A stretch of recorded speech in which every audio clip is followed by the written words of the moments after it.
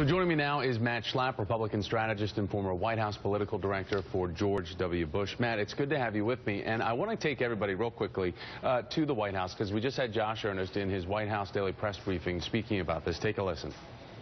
That Senator Obama expressed his admiration and deep respect for Senator McCain's heroism. There are political differences between Senator McCain and President Obama have continued even while President Obama has been in office. But those debates have not reduced his appreciation for Senator McCain's remarkable service to the country. The fact is, the most notable comment in this episode came from Senator McCain himself, who I think pretty selflessly made clear that he didn't really care about an apology, but he did believe that our military veterans are entitled to one. So, Matt, what do you make of this? Because we have Trump overall now second in this Monmouth University poll. It doesn't appear that these remarks that he has made seem to affect how he's doing polling-wise. Scott Walker leading now. But is this no-surrender approach the best way for the whole Republican field to operate when it comes to Donald Trump and the fact that they all have to answer, all have to respond to incendiary things that he's saying?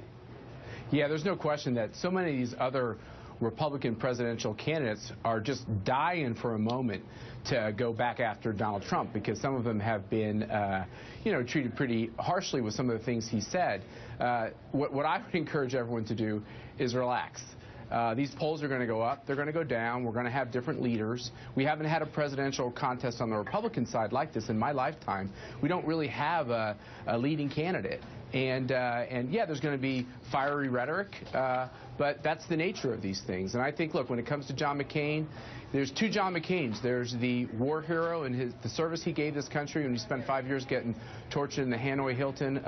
I certainly have deep respect for his courage and his perseverance and his bravery. But there's the John McCain, the politician, and the service in the Senate. And there's a lot of conservatives that don't like that service, and that's totally legitimate for them to take that on. So is this the robust debate that the Republican Party needs? As you say, this is early, but do you think that this is where the conversation needs to be at this point? It seems juvenile, and it's not on policy. Yeah, there's going to be several moments during this presidential campaign when people are going to be scratching their heads and wondering if these folks are acting more like kids or adults. That's a fair comment. But, there's something going on in American politics, and it's happening on the Republican side, too, where these outsiders are really striking a chord. Donald Trump, Ben Carson, Carly Fiorina, they're people that have never had elected office, and they're doing pretty well in these polls. On the Democrat side, you got Bernie Sanders, who's had a lot of success in elective office, but he's definitely iconoclastic, anti-establishment. These voices, I think, are important to our politics. It's wrong to try to shun them and push them out.